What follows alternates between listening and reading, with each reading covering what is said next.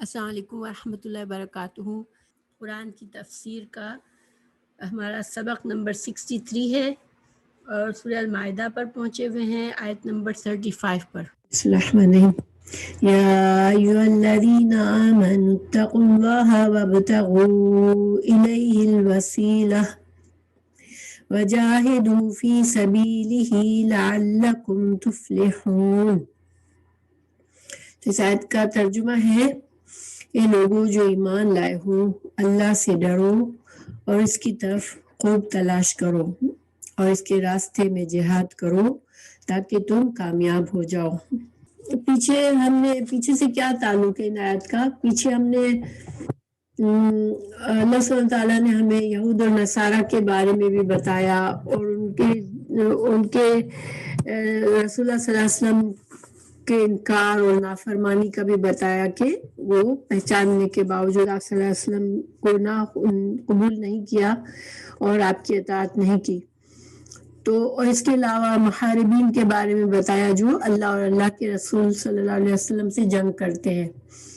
تو اب مومنوں کو سمجھایا جا رہا ہے کہ مومنوں کو بتایا جا رہا ہے کہ دنیا اور آخرت کی فلاح کا کیا اصل ذریعہ ہے۔ مسلمانوں سے کہا جا رہا ہے یہاں پر کہ تم کیا کرو کہ تم سب نمبر 1 اللہ کا تقوی کرو، اور تمہیں تقوی حاصل کرنے کے لیے کیا کرنا چاہیے کہ تقوی تمہیں کب حاصل ہوگا؟ جب تم اللہ کے رسول کی اطاعت کرو گے اور اس کو وسیلہ بناؤ گے، تو پھر تم کو نیکی کے کام کرنا آسان ہو جائے گے اور تم جہاد کرو گے، یعنی جہاد کرنا آسان ہو جائے گا۔ تو جہاد کیا ہوتا ہے کہ انسان اسٹرگل کرتا ہے، محنت کرتا ہے۔ جہاد ضروری نہیں ہے کہ قتال ہی ہو، ہمیشہ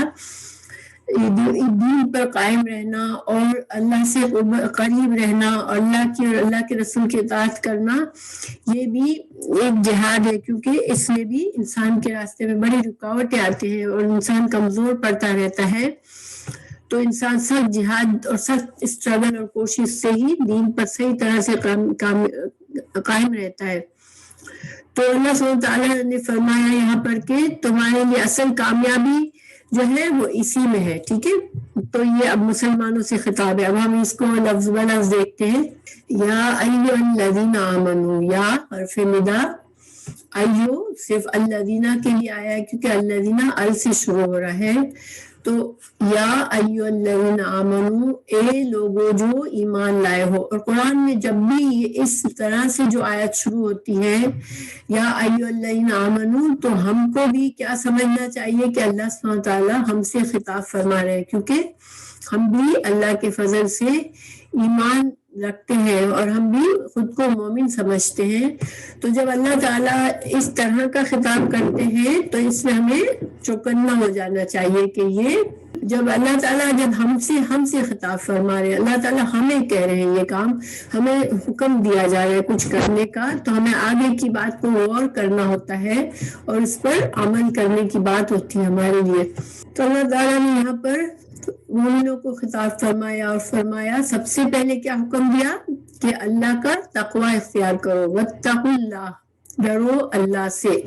کیونکہ جب تک انسان کے دل میں اللہ کا تقوی نہ ہو، جب تک انسان نیکی کے کام نہیں کر سکتا، نہ ہی وہ ایمان پر قائم رہتا ہے، کیونکہ یہ چیزیں انسان کے نفس کے خلاف جہاد ہوتا ہے۔ انسان کا نفس انسان کو اپنی خواہشات کی طرف کھینچتا ہے، لیکن اللہ کا تقوی اللہ کی اطاعت کی طرف کھینچتا ہے۔ اور تقوی کیا ہوتا ہے کہ انسان ہر لمحے ہر کام میں اس کو پتا ہو کہ اللہ مجھے دیکھ رہا ہے اور وہ بچتا رہے، اللہ کے نافرمانی کے کاموں سے، اللہ کی ناراضگی کے کاموں سے خود کو بچاتا رہے۔ ایک مومن جو ہوتا ہے وہ محتاط ہوتا ہے، اس کو ہر لمحے اپنے انجام کا احساس ہوتا ہے، ہر کام ہر چوائس کرنے سے پہلے وہ دیکھتا ہے کہ میرے اس چوائس سے، میرے اس فیصلے سے میری آخرت، صرف دنیا کا نہیں دیکھتا بلکہ یہ بھی دیکھتا ہے کہ میری آخرت کا کیا ہوگا، اللہ تعالیٰ کے نزدیک میرا اس سے کیا معاملہ ہوگا۔ تو یہ تقوی ہے۔ تو مومنو تم تقوی کرو اللہ کا، وابتغوا اور تلاش کرو، وابتغوا الا بغی، باغا یا بغی جو ہوتا ہے چاہنا، ٹھیک ہے، لیکن جب الا بعد میں آئے تو کسی چیز کی خواہش رکھنا، کسی کی چاہنے کی کوشش کرنا، اور جب اس سے بغاوت بھی آتا ہے لفظ، لیکن بغاوت اسی سے اگر آنا آ جائے تو کسی چیز سے بغاوت کرنا، ٹھیک ہے، تو یہاں پر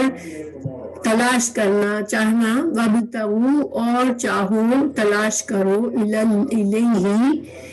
اسی کی طرف، کہ اللہ ہی کی طرف کا وسیلہ کیا ہوتا ہے؟ وسیلہ جو ہوتا ہے اس کا لفظی معنی کیا ہے؟ قریب ہونا، کسی کے قریب ہونے کا جو ذریعہ ہوتا ہے اس کو وسیلہ کہتے ہیں۔ جو وسائل،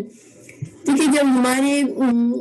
ہمیں کچھ کام کرنا ہوتا ہے تو ہم اپنے وسائل دیکھتے ہیں کہ ہمارے پاس اس کام کرنے کے لیے کیا کیا ذریعے ہیں، کیا کیا چیزیں ہیں جو وہ کام پورا کرنے میں ہمیں مددگار ہوگی۔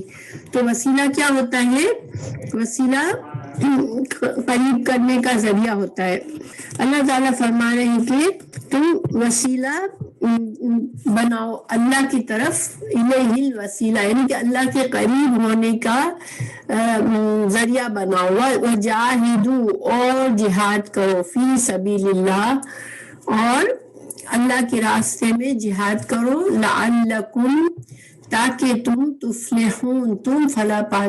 پا جاؤ گے۔ اب اس آیت کو ہم ذرا سا غور و فکر کرتے ہیں اس کے اوپر، ٹھیک ہے۔ مومنوں کو اللہ کے رسول کی اطاعت میں نیکی کے کام کرنا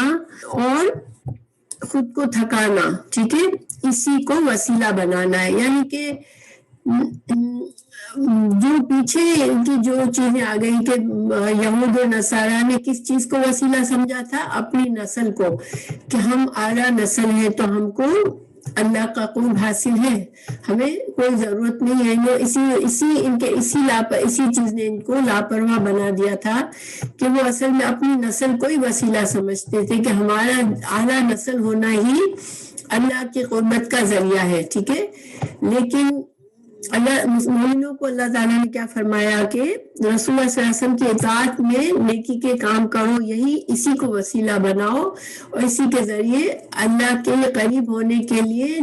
جاہدو، جہاد کرو، یعنی انت تک کوشش کرو۔ جہاد جو ہے وہ جب انسان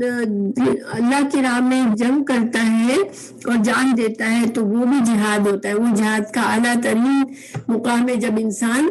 اللہ کی راہ میں اپنی جان دے دیتا ہے۔ لیکن ہر قدم پر جو ہم کوشش کرتے رہتے ہیں، اپنے نفس سے لڑتے رہتے ہیں، وہ بھی جہاد ہے۔ تو ہم اپنے نفس سے لڑ کر جہاد کریں اور اللہ کی طرف قربت حاصل کرنے کی کوشش کریں، تو اسی سے ہماری فلاح ایسی کامیابی ہوتی ہے جو کہ بہت محنت کے بعد ہوتی ہے۔ فلاح جو کھیتی باڑی کرتا ہے کسان، اس کو فلاح کہتے ہیں عربی میں۔ فلاح کیوں کہتے ہیں؟ کہ وہ بڑی محنت کرتا ہے، اپنے کھیت پر بیج بوتا ہے، فصل کی جب تیار ہوتی ہے اس کی حفاظت کرتا ہے، سارے کام کرتا ہے، جب کہیں جا کے اس کی فصل تیار ہوتی ہے اس کو اس کی محنت کا پھل ملتا ہے۔ تو مومن کو بھی اس کی محنت کا پھل کب ملے گا؟ جب وہ جہاد کرے گا، انت تک کوشش کرے گا اللہ کو کے قریب ہونے کا۔ آپ صلی اللہ علیہ وسلم کی حدیث میں ہے وسیلہ کی، تو وسیلہ کے دو معنی ہوتے ہیں، ٹھیک ہے، دو طرح سے مفہوم ہے ہمارے دین میں وسیلہ کے۔ تو ایک جو یہ ہے کہ آپ صلی اللہ علیہ وسلم کی حدیث سے ثابت ہوتا ہے کہ ہم رسول اللہ صلی اللہ علیہ وسلم کے لیے وسیلہ کی دعا کرتے ہیں۔ حضرت عمر بن عاص بیان کرتے ہیں کہ انہوں نے رسول اللہ صلی اللہ علیہ وسلم سے سنا، جب تم مؤذن کو سنو تو اسی طرح کہو جس طرح وہ کہتا ہے، یعنی اذان کا جواب دینا، مجھ پر درود بھیجو۔ جب اذان مکمل ہو جائے تو آپ صلی اللہ علیہ وسلم پر درود بھیجیں، اور جو درود ابراہیمی ہے، اللہم صلی علی محمد وعلی آل محمد کما صلیت علی ابراہیم وعلی آل ابراہیم انک حمید مجید، اللهم بارک علی محمد وعلی آل محمد کما بارکت علی ابراہیم وعلی ابراہیم انک حمید مجید۔ درود شریف کے بارے میں ایک دعا پڑھتے ہیں، اللہم رب هذه الدعوۃ التامہ والصلاۃ القائمہ آت محمد الوسیلۃ والفضیلۃ وابعثہ مقاما محمودا۔ تو یہ جو ہم آپ صلی اللہ علیہ وسلم کے لیے دعا مانگتے کہ اللہ تو ہمارے رسول صلی اللہ علیہ وسلم کو وسیلہ عطا کر، تو وسیلہ اس دعا میں وسیلہ جو ہے وہ کیا ہے؟ وہ جنت کا مقام ہے، جس کے بارے میں آپ صلی اللہ علیہ وسلم نے فرمایا کہ وہ مقام مجھے امید ہے کہ وہ ایک ہی بندے کو نصیب ہوگا اور مجھے امید ہے کہ وہ بندہ میں ہوں، ٹھیک ہے۔ تو ہم آپ صلی اللہ علیہ وسلم کے لیے دعا کرتے ہیں کہ اللہ تعالیٰ وہ جنت کا سب سے اعلیٰ مقام ہمارے پیارے رسول صلی اللہ علیہ وسلم کو دے، جس کا نام وسیلہ ہے۔ اور جو آپ صلی اللہ علیہ وسلم نے اسی حدیث میں فرمایا کہ جو میرے لیے وسیلے کی دعا کرے گا میری شفاعت اس کے لیے واجب ہو جائے گی۔ اذان کے وقت بہت سے لوگ باتیں کر رہے ہوتے ہیں، ہمیں باتیں نہیں کرنی چاہیے بلکہ اس کو سننا چاہیے اور اس کا جواب دینا چاہیے، یعنی کہ مؤذن کی ہر بات کو ہمیں دہرانا چاہیے اور پھر دعا مانگنی چاہیے۔ لیکن اس آیت میں وہ وسیلہ کی بات نہیں ہو رہی ہے، ٹھیک ہے۔ اس آیت میں جو وسیلہ ہے وہ کیا ہے؟ تو وسیلہ جو ہے ہر وہ چیز جس سے اللہ کا قرب حاصل ہو اس کو وسیلہ کہتے ہیں، ٹھیک ہے۔ حدیث سے ہمیں پتہ چلتا ہے کہ 3 چیزوں کا وسیلہ مومن بنا سکتا ہے، ٹھیک ہے۔ ہمارے ہاں یہ چیزیں مشہور ہے کہ کوئی مر گیا، کوئی بزرگ تھا، کوئی بہت بڑے عالم دین تھا، کوئی مشہور بزرگ تھا، تو اس کو وسیلہ بناتے ہیں کہ اللہ اس کے وسیلے سے تو ہمیں یہ عطا کر دے، یا اللہ تو رسول اللہ صلی اللہ علیہ وسلم کے وسیلے سے یہ عطا کر دے۔ یہ بات حدیث سے ثابت نہیں ہے۔ تو حدیث سے ہمیں کیا پتہ چلتا ہے کہ ہم وسیلہ کس کو بنا سکتے ہیں؟ تو اس میں ایک چیز ہے کہ انسان اللہ کی اسماء و صفات کو وسیلہ بنا سکتے ہیں۔ اللہ تو رحیم ہے، تیری رحمت کے وسیلے سے تو مجھ پر رحم کر دے۔ اللہ تو غفور ہے، تیری غفور ہونے کے وسیلے سے تو میرے گناہ معاف کر دے۔ تو اس طرح کے اللہ کی صفات کا وسیلہ بنا سکتے ہیں ہم اور دعا مانگ سکتے ہیں اپنے لیے ان چیزوں کی، ٹھیک ہے، نمبر 1۔ دوسرا، حدیث سے ہمیں یہ پتہ چلتا ہے کہ انسان نے کوئی ایسا نیک عمل کیا ہو جو کہ خاص اللہ کی رضا کے لیے کیا ہو، اور اسے یقین ہو کہ میں نے یہ کام صرف اللہ کی خوشنودی کے لیے کیا ہے، اس میں نے کوئی ریاکاری نہیں کی، تو پھر اس نیک عمل کا ہم وسیلہ دے سکتے ہیں۔ اسی وجہ سے ہم جب نماز پڑھتے ہیں یا کوئی بھی عبادت کا کام کرتے ہیں تو اس کے بعد ہم دعا کیوں مانگتے ہیں اللہ سے؟ کیونکہ ہمارے اس نیک عمل کی وجہ سے اللہ تعالیٰ ہماری دعائیں قبول فرماتا ہے۔ تو ہم اللہ سے یہ کہہ سکتے ہیں، اللہ تعالیٰ تو میرے جو اعمال میں نے تیرے لیے خاص کیے، جن کو تو نے پسند کیا، تو ان کے وسیلے سے میری یہ مشکل حل کر دے، یہ میری دعا قبول کر لے، تو یہ بھی جائز ہے۔ اور اس کی ہمیں کہاں سے دلیل ملتی ہے کہ بنی اسرائیل کے زمانے میں 3 لوگ تھے جو کہ غار میں پھنس گئے تھے، اور غار میں جب وہ آرام کر رہے تھے تو ایک پتھر لڑک کر غار کے منہ پر لگ گیا اور غار بند ہو گیا۔ تو پھر انہوں نے اپنے نیک اعمال کا وسیلہ دے کر اللہ سے دعا مانگی تھی، تو تینوں آدمی کے جب ایک نے دعا کی اپنے نیک عمل کے وسیلے سے تو وہ پتھر ہٹ گیا اور وہ لوگ غار سے باہر آ گئے۔ اور یہ حدیث صحیح ہے، اس وجہ سے اس سے یہ ہمیں پتہ چلا کہ صحیح علماء اس بات پر ایگری کرتے ہیں کہ ہم اپنی نیک عمل کا وسیلہ دے سکتے ہیں اور اللہ سے دعا مانگ سکتے ہیں۔ پھر ایک اور وسیلہ یہ ہے کہ کوئی نیک آدمی ہو، زندہ نیک آدمی، مرا ہوا نہیں، ہمیں جس کے بارے میں اچھا گمان ہو کہ یہ اللہ کا بہت بڑا نیک آدمی ہے، وہ بہت سارے نیکی کے کام بھی کر رہا ہے، ہمیں اس میں تقویٰ بھی نظر آ رہا ہے، تو پھر ہم اس سے کہیں کہ آپ ہمارے لیے یہ دعا کریں، اور وہ جب دعا کرے تو ہم کیا کہیں کہ اللہ اس کے دعا کے وسیلے سے تو میرے لیے یہ دعا قبول کر لے۔ تو اس کی دلیل کہاں ملتی ہے کہ جب حضرت عمر فاروق کے زمانے میں بارش نہیں ہو رہی تھی تو آپ نے حضرت عباس آپ کے چچا رسول اللہ صلی اللہ علیہ وسلم کے چچا کو بلوایا اور پھر آپ نے یہ دعا کی کہ اللہ رسول اللہ صلی اللہ علیہ وسلم جب ہمارے درمیان تھے تو وہ ہمارے دعا کرتے تھے اور ان کے دعا کا وسیلے سے ہم دعا کرتے تھے اور ہماری دعا قبول ہوتی تھی. حضرت عباس سے فرمایا کہ آپ ہمارے لیے دعا کریں اور پھر حضرت عمر نے دعا کی کہ اللہ ان کی دعا کے وسیلے سے ہمارے بارش کر دے ہمارے لیے، اور بارش ہوئی تھی. تو اس سے علماء یہ لیتے ہیں کہ انسان کسی زندہ نیک آدمی سے کہے کہ میرے لیے آپ دعا کریں، تو اگر وہ جب ہمارے لیے یہ دعا کرے، ہم کہیں کہ ہمارے لیے فلاں دعا کرے، جب وہ کرے اس وقت ہم کہیں کہ اللہ ان کے دعا کے وسیلے سے تو میرے لیے میرا یہ کام کر دے، میری دعا قبول کر لے. یہ 3 وسیلے حدیث سے، قرآن اور حدیث سے ثابت ہیں، ٹھیک ہے، یعنی ہماری شریعت سے ثابت ہے، علماء اس پر ایگری کرتے ہیں. لیکن ایک اور وسیلہ جس کو بہت عام ہم سمجھتے ہیں کہ کسی نیک آدمی مرے ہوئے بزرگ کی دعا کے وسیلے سے ہم دعا کرتے ہیں، یہ سنت سے ثابت نہیں ہے، ٹھیک ہے. بنی اسرائیل 57 میں آیت میں اللہ تعالیٰ فرماتے ہیں کہ میں ترجمہ پڑھتی ہوں، اللہ کے فرشتے اور مقرب بندے مشرکین جو ہے ان کو اپنا وسیلہ بنا کر ان کو وسیلہ بناتے ہیں، وہ تو خود اپنے رب کی تقرب کی جستجو میں لگے رہتے ہیں. تو اللہ تعالیٰ نے ان کے بارے میں بتایا کہ ان کی تو اپنی خواہش یہ ہوتی تھی کہ اپنے رب کی تقرب کی جستجو میں لگے رہتے تھے اور عذاب اللہ کے عذاب سے ڈرتے تھے اور اللہ کی رحمت کی امید کرتے تھے. جو مطلب یہ ہے کہ ان لوگوں کو جو خود اللہ کی رحمت کے لیے دعائیں کرتے ہیں اور خود اسٹرگل کرتے ہیں، تو ان کو وسیلہ بنا. جب وہ دنیا سے رخصت ہو گئے تو اب تو وہ اپنے لیے بھی دعا نہیں کرتے، تو تم ان کو وسیلہ نہ بناؤ. اللہ تعالیٰ نے فرمایا کہ جاہدو، انت تک کوشش کرو، جدوجہد کرو. ہر انسان کو، ہم مومنوں کو کیا ہمیں یہاں سبق ملتا ہے کہ صرف انسان دیکھیے مومن کبھی بھی مطمئن نہیں ہوتا کہ میں نے انف نیکی کر لی ہے،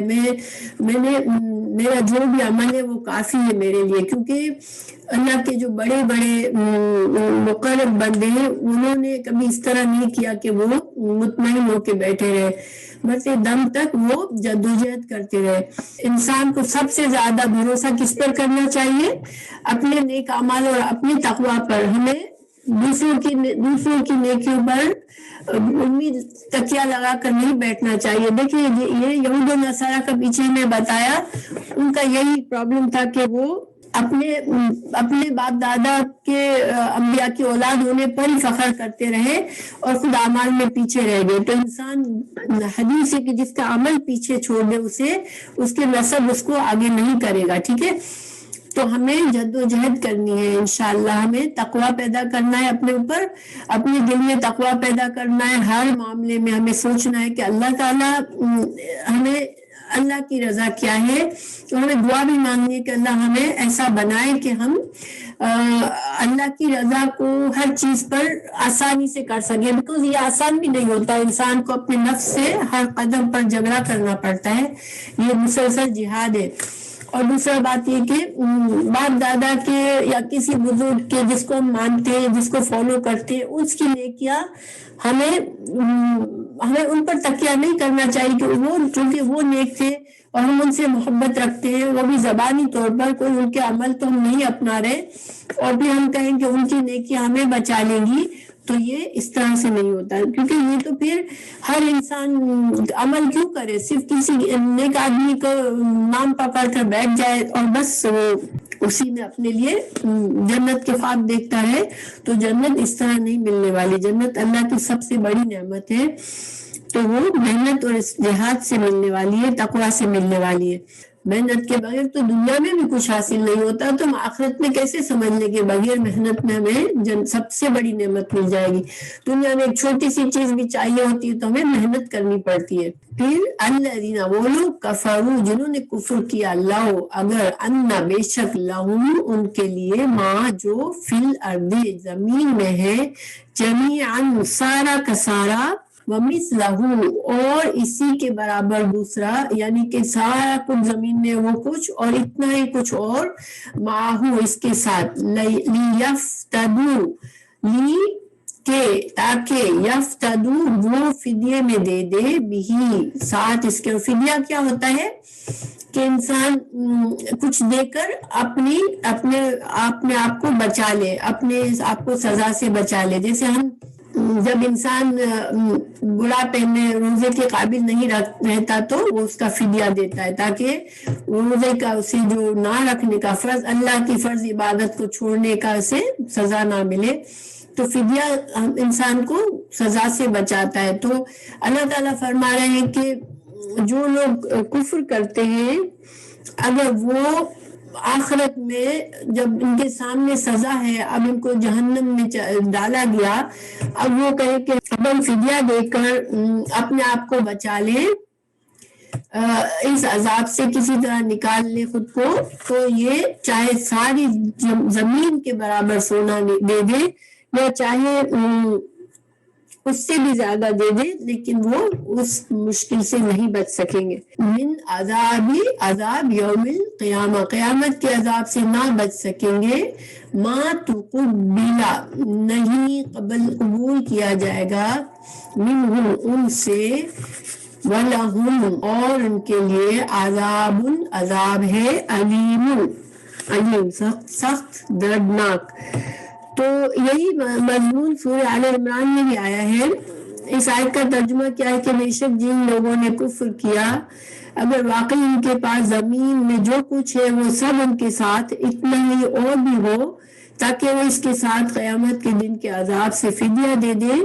तो इनसे कबूल ना किया जाएगा और उनके लिए दर्दनाक अजाब है। तो आले इमरान में भी अल्लाह ताला ने ये बात फरमाई कि जो कुफ्र की हालत में मर गए, वो अगर जमीन भर भी सोना फिदिया में दे तो वो निकाले नहीं जाएंगे अजाब से। तो यहाँ पर अब इंसानों को बताया जा रहा है कि दुनिया में, बस दुनिया ही में असल में वक्त है कि इंसान अपने आप अल्लाह की रजामंदी हासिल करनी है, अल्लाह से क़ुर्बत हासिल करनी है, तो मोहलत सिर्फ कहाँ है, सिर्फ दुनिया में ही है। अगर दुनिया से चले गए तो फिर कोई मोहलत नहीं है तुम्हारे पास, अमल तो इंसान के पास कुछ होगा ही नहीं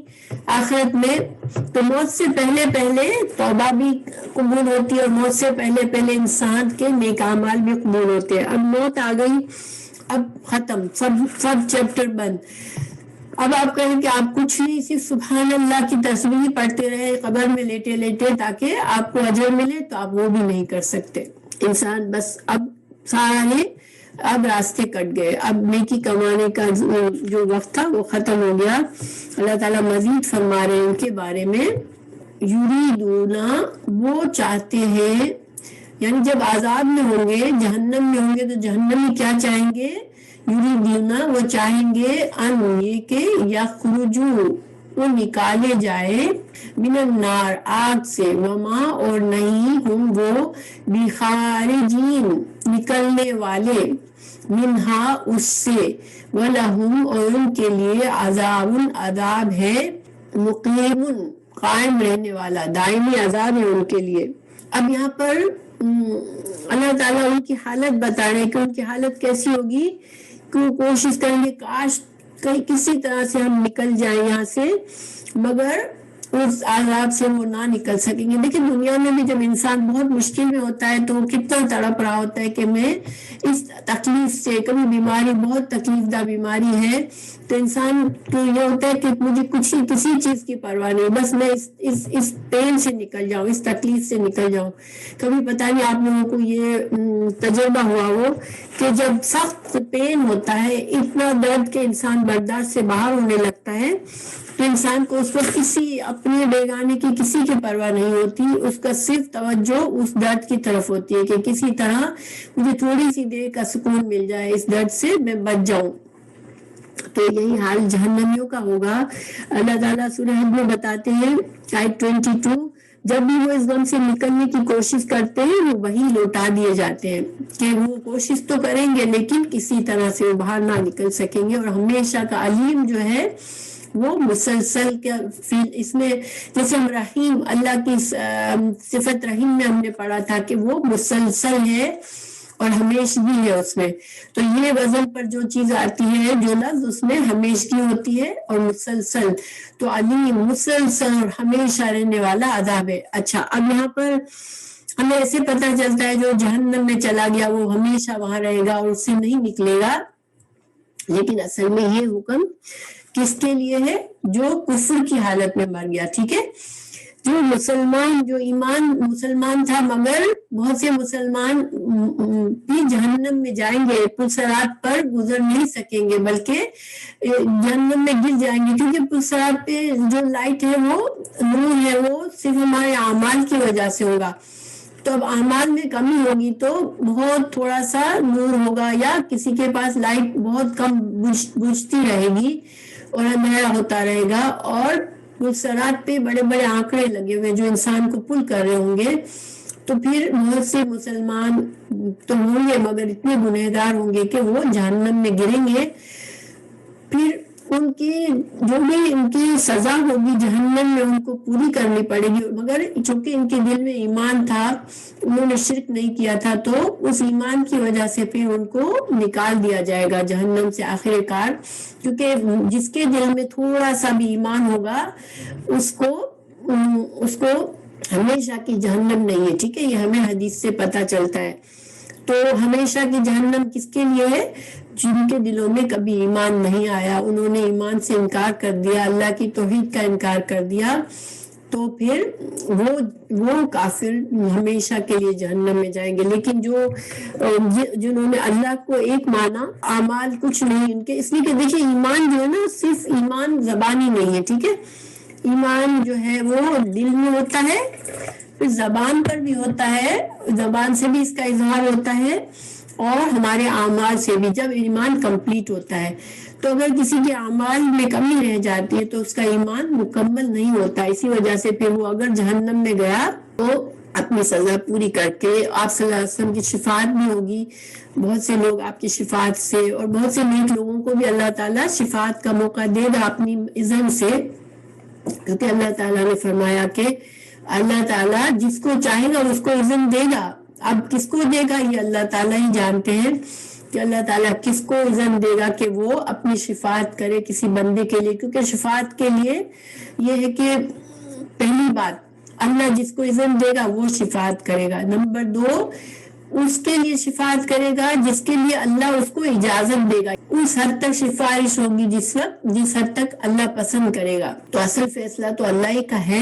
شفاعت تو اللہ تعالیٰ ان اپنے نیک بندوں کے اعجاز کے لیے دیتا ہے کہ اللہ جن لوگوں سے راضی ہوگا اور جن کو یہ موقع دے گا شفاعت کا،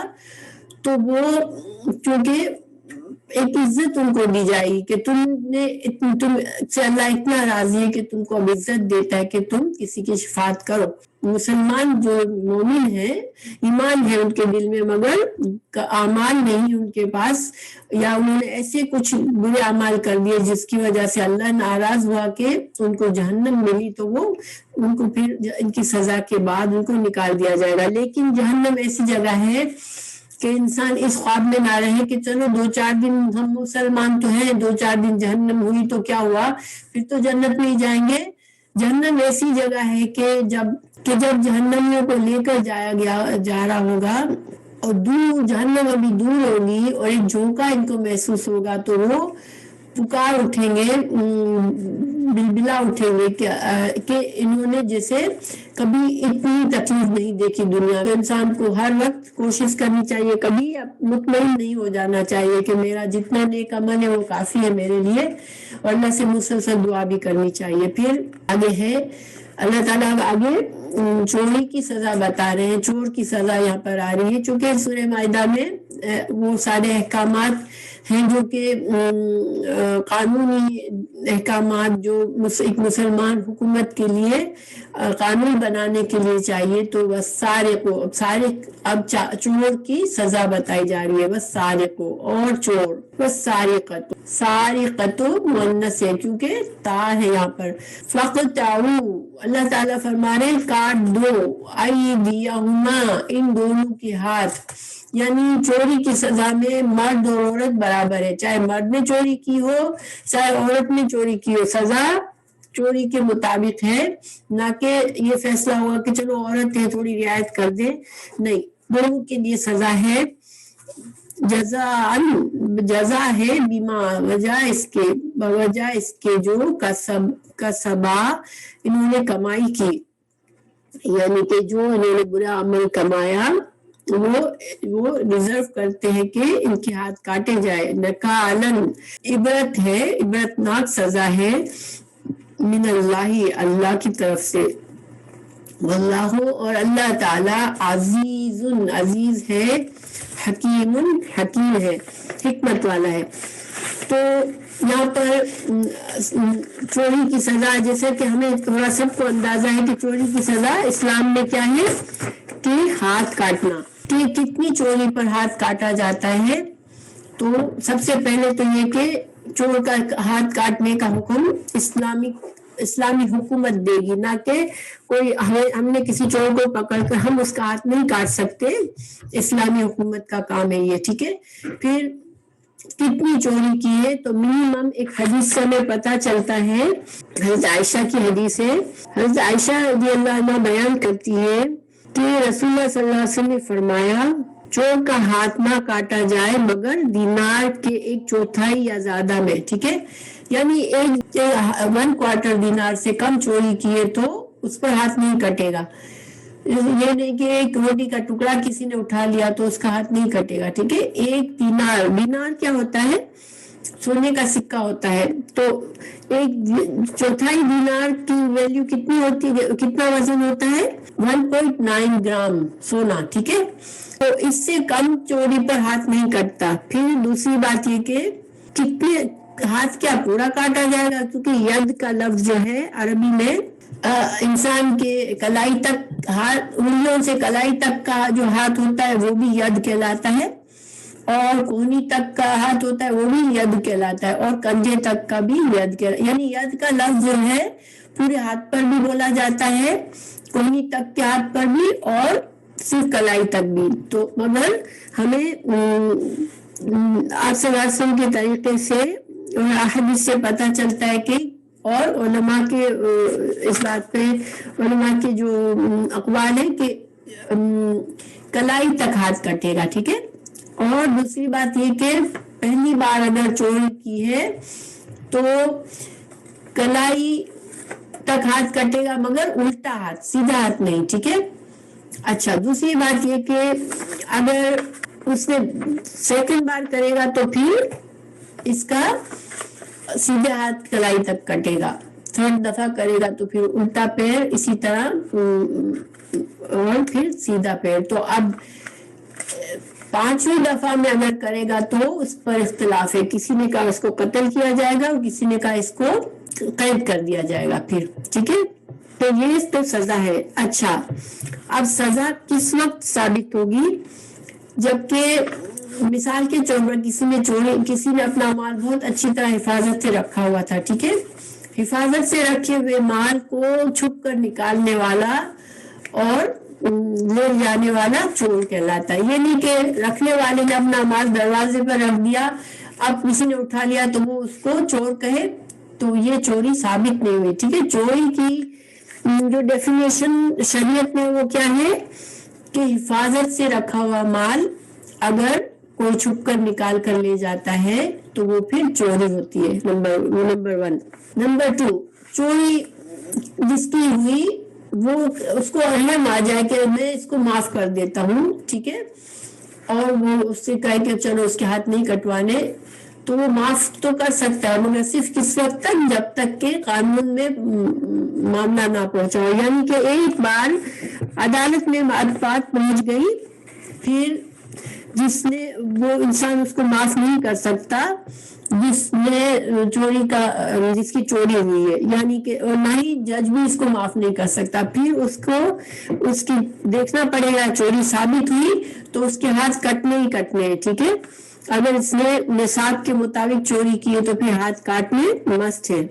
اب اس کو سزا مل گئی، ٹھیک ہے، کیا اب اس کی گناہ آخرت کے لیے معاف ہو گئے؟ تو اصل قانون تو یہی ہے کہ جب انسان کو سزا ملتی ہے تو اس کا گناہ آخرت کے لیے اب اس کو سزا نہیں رہتی، سوائے اس کے کہ محاربہ ہم نے پڑھا تھا، جب جو لوگ ڈاکہ زنی کرتے ہیں، پیچھے سبق میں ہم نے پڑھا تھا، ان کو سزا سے بھی ان کا گناہ معاف نہیں ہوتا، کیونکہ وہ لوگوں میں دہشت پھیلاتے ہیں۔ لیکن جب حد ثابت ہو جاتی ہے، کسی پر سزا مل جاتی ہے، اس پر بھی اگر انسان بجائے ندامت کے اگر گالیاں دینا شروع کر دے، شکایت کرے کہ میرے ساتھ زیادتی کی، تم لوگوں نے میرا ہاتھ کیوں کاٹا، یہ وہ، اور یعنی چوری ثابت ہو گئی ہو، پھر بھی وہ اس بات پر صرف اس کو غصہ ہو کہ مجھے سزا کیوں دی، اور وہ اپنے ندامت نہ محسوس کرے اور معافی نہ مانگے، تو پھر اس کے بعد گناہ معاف نہیں ہوتا۔ کیونکہ سزا دینے کا مقصد یہی ہوتا ہے کہ انسان ریئلائز کرے کہ میں نے یہ کام غلط کیا، اور وہ اللہ سے معافی مانگے۔ جب بھی ہم اللہ کے قانون کے مطابق کچھ کام کرتے ہیں تو اصل معافی تو ہمیں اللہ سے بھی مانگنی ہوتی ہے، صرف یہ نہیں ہوتا کہ اب سزا مل گئی پھر بھی انسان نے معافی نہیں مانگی تو اللہ معاف کر دے گا، اس لیے کہ اللہ کا حق بھی ہم نے اللہ کے حق کے خلاف بات کرتے ہیں جب ہم اللہ کی نافرمانی کے کام کرتے ہیں، تو اس سے معافی کے لیے انسان کو اللہ سے معافی مانگنی پڑتی ہے۔ ایسے گناہ جس کے لیے معافی کے بغیر اس کا گناہ نہیں صاف ہوتا تو اس کے لیے معافی ضروری ہوتی ہے۔ تو چور کو ندامت کرے، محسوس کرے اور معافی مانگے تو پھر اب اس کو آخرت میں سزا نہیں ملے گی۔ تو یہ تو چوری کا قانون بن گیا کہ اس طرح سے قانون ہے۔ اب سوال ہے کہ اللہ تعالیٰ فرما رہے ہیں کہ دیکھیے بعض لوگ اعتراض کرتے ہیں کہ یہ ایسے سزا نہیں ہونی چاہیے، یہ کیا اسلام میں بڑی سخت سزائیں ہیں کہ قاتل کو سر عام اس کو ہینگ کر دیا جاتا ہے اور کسی کے ہاتھ کاٹ دیے جاتے ہیں۔ بہت سے لوگ اس پر اعتراض کرتے ہیں۔ اللہ تعالیٰ فرما رہے ہیں کہ بندوں کو کوئی حق نہیں ہے کہ وہ اللہ کے احکامات پر اعتراض کرے۔ کیوں؟ کیونکہ اللہ عزیز ہے، اللہ زبردست ہے اور اللہ حکیم ہے۔ اللہ کے فیصلے حکمت کی بنا پر ہے۔ اللہ تعالیٰ جو فیصلے کرتا ہے اس میں اللہ کا علم اور اللہ کی حکمت ہوتی ہے، اور اللہ تعالیٰ خالق ہے، کوئی کسی کو اعتراض نہیں ہے کہ وہ اعتراض کرے یا اللہ کے فیصلوں پر تنقید کرے۔ اس کے بارے میں ایک واقعہ ملتا ہے، کسی آدمی نے کسی آدمی کا دشمن میں خود سے ہاتھ کاٹ دیا، اس نے چوری نہیں کی تھی، وہ اس آدمی کا ہاتھ کاٹ دیا، تو اس آدمی کی سزا کیا ہے؟ اس کو 50 اونٹوں کی قیمت دینی پڑتی ہے دیت میں، جیسے کہ مرنے والے کسی کو قاتل کو دیت دینی پڑتی ہے قتل کی 100 اونٹ، تو اسی طرح کسی کے ساتھ زیادتی کر کے اس کے ہاتھ کاٹنے کی دیت کتنی ہے؟ 50 اونٹ۔ لیکن 50 اونٹوں کی قیمت تو 1/4 دینار سے کہیں زیادہ ہے، لیکن جب 1/4 انسان چوری کرتا ہے تو اس کے ہاتھ خود حاکم کٹواتا ہے۔ تو کسی شاعر نے اس پر شعر لکھا کہ یہ کیسا قانون ہے، 1/4 دینار کی سزا کے طور پر چوری پر ہاتھ کاٹ دیتے ہیں، جبکہ اگر کوئی بندہ کسی کا ہاتھ کاٹتا ہے تو اس سے 50 اونٹوں کی دیت لیتے ہیں، یعنی کہ اس نے مذاق بنایا کہ یہ کیا بات ہوئی۔ تو اس نے جب ایسی بات کی تو پھر خود ہی بھاگ گیا خوف کے مارے کہ اب اس کو سزا ملے گی۔ لیکن اس کا جواب بہت سے علماء نے کیا دیا کہ جب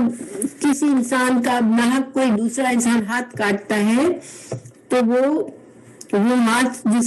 اس کا ہاتھ کٹا اس نے کوئی جرم نہیں کیا تھا، وہ تو امین تھا، اور اللہ تعالیٰ نے ہر انسان کی زندگی کی حرمت رکھی ہے، ہر انسان کی جان کی حرمت ہے، کوئی اس کو نقصان پہنچاتا ہے تو اس کی سزا لکھی ہے اللہ نے۔